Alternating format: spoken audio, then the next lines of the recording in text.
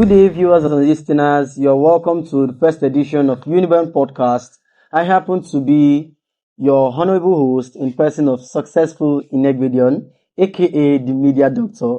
And guys, you all know I can't do this alone, so I have with me here my co-host in person of David Ushule Repeater. And guys, for a very interesting and informative topic, we have with us a Student Union Attorney General, University of Benin, Comrade Onyekachi Monday Francis. We are honored to have you here, sir. Thank you very much. So, for many of you who want to stream us, you can stream us on UNIBEN TV, YouTube, and the Media Doctor on our Instagram, Facebook, and Twitter handles. But for the sake of today's discussion, we have some discussion to ask, or should I say, we have some things to know. We want to ask you some certain questions, and we feel you can provide answers to them. And first of all, we would like to know, because you are students in this same institution, we want to know, how are you able to balance your social life, academic life with your political career? I think everything depends on interest. When I gained admission in 100 level, my only mindset was academics. When I got to meet some of my senior colleagues, I discovered they do other things. Some participated in international competition, some were doing politics, and some were doing business. So I met one of these colleagues, Abida Israel. He was contesting for Attorney General then. So he gave me his vision, and he was talking about what he wanted to do as the Attorney General. So I keyed into his vision, and since then, I became part of school politics. And I feel interest, when you have interest, you have to balance it. Balance comes in place. And since then, I've been trying, I know my ways. I go around my ways to balance this stuff. Thank you. So, okay, that was a very nice response. But I just still want to talk about, what if you are in a class and there's a scenario whereby the presence of the Attorney General is needed? How do you maneuver such scenarios and situations? It's very simple. You get to know what kind of condition that situation is. If it's a very critical one, you have to take permission, maybe from your lecturer, and then later you get to know what is happening, what happened in that class. Get. But if it's a very critical situation, you have to leave, because we have already made this promise to UNIBEN students to serve. You understand? So, in as much as academics is our priority, we also have to serve them. So, at any point in time our attention is needed, we leave, and also make sure that we don't lack in our academics. Okay. So to you feel that interest is the key element to every student out there who are aspiring to be in this position you are today? Yes, of course. Okay, thank you very much for that wonderful one. Thank you so much. Well, I would also like to ask, because a lot of students out there, most of them, they don't know their rights as students. So what do you think are the rights that are guiding every student of every institution? Okay. Thank you very much. I would like us to direct our mind first to the governor. That's the Nigerian Constitution, 1999 as amended. Section 42 provides for, case 34 rather, provides for right to dignity of human person. Yes, the relation between lecturer and student. They're not supposed to be treated in any manner. They're not supposed to be intimidated. And also, Section 42 also talks about discrimination of persons. You're not supposed to be discriminated despite your race, your religion, anything you choose to do. So I think that's all for the grown-up. Then let's move to the National University Commission, NUC, Code of Conduct. I think the Code of Conduct encourages professional conduct amongst lecturers. It prohibits exploitations among lecturers too, and it tends to promote a high standard, an ethical standard in which lecturers are supposed to take their job, function in the university. And I think, again, all universities, they have their rules.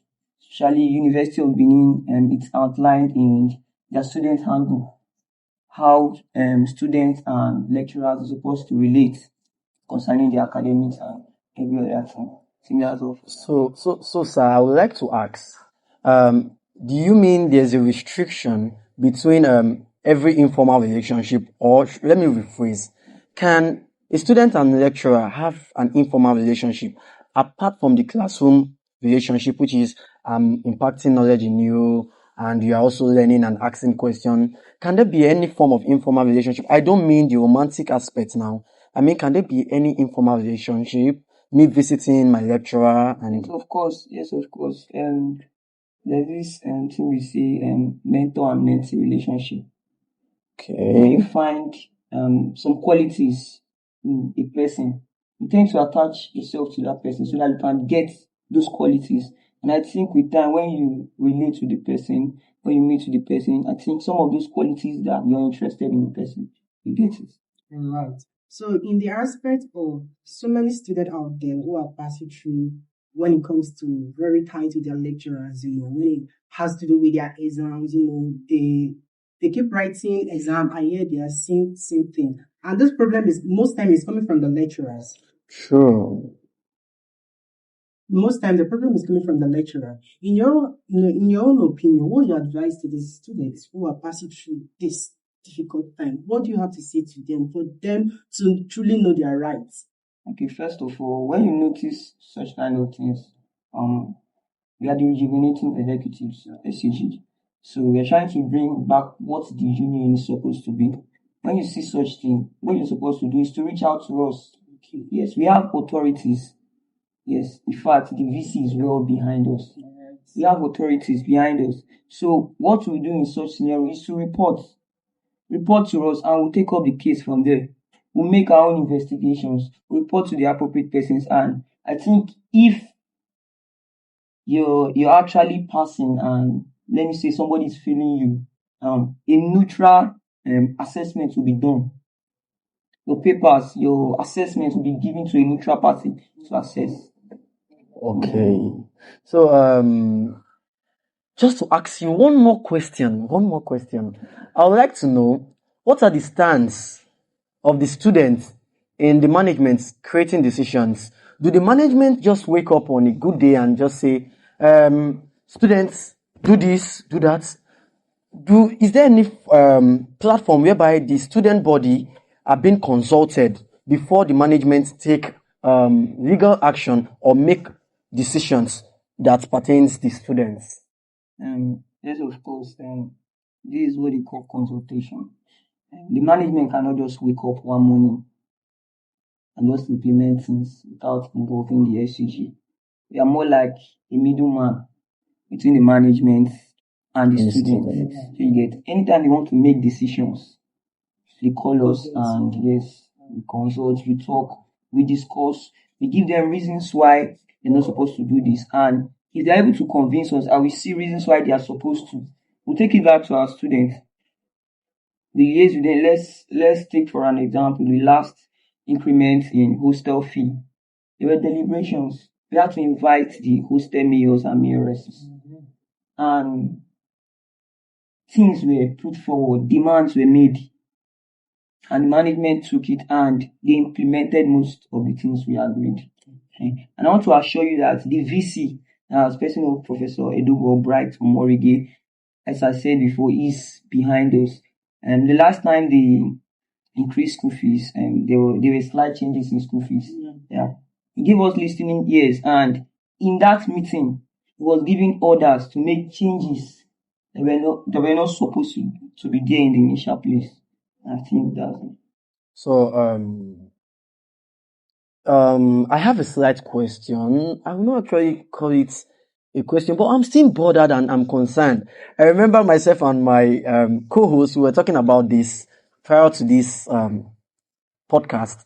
We were talking and we're like, most political body and organizations, they do have they are known to have these three tiers of governments. That is the executive arm, the legislative, and the judiciary. Now, in the University of Benin, do we also have the judiciary arm of government? Because I've never heard about them. I only know we have the executive part and we have the senators, and that is that. I have never heard about the judiciary aspect. Yes, the judiciary aspect is there and the SCG constitution provides for it.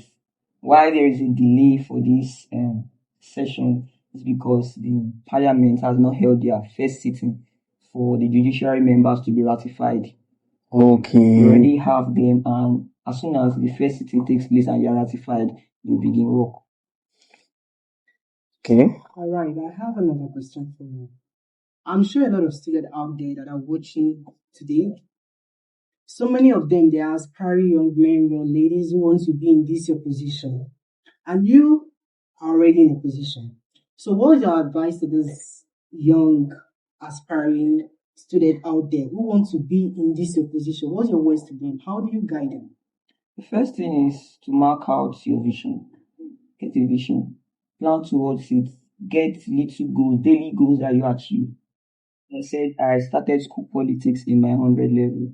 Started campaigning for people that were contesting for this position. Alright. I started as a campaigner before I ventured into being one of the candidates, and eventually I emerged. So what you do when you set those goals, you try to achieve them.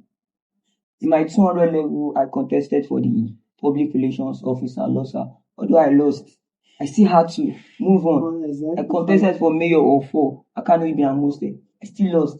I still had to move on. Yes, until I got to this position, and by God's grace, God did it. Because we have many people out there who believe that this school politics is all about money. That if you don't have money, you cannot be part of this school politics. So to you, do you believe it's all about the finance aspect of this division? You won't take finance totally out of it. Finance is there, but it's student politics. It's not secular politics. You just need a little bit of money. Yes, because you have to do some projects for students to see, understand, and there are some things you need money for. Yeah, you need money for. And I remember in one of your broadcast message, you were saying something regarding not to misquote you. You were talking about, you were trying to clarify something about people who take loans and they cannot be sued or dragged.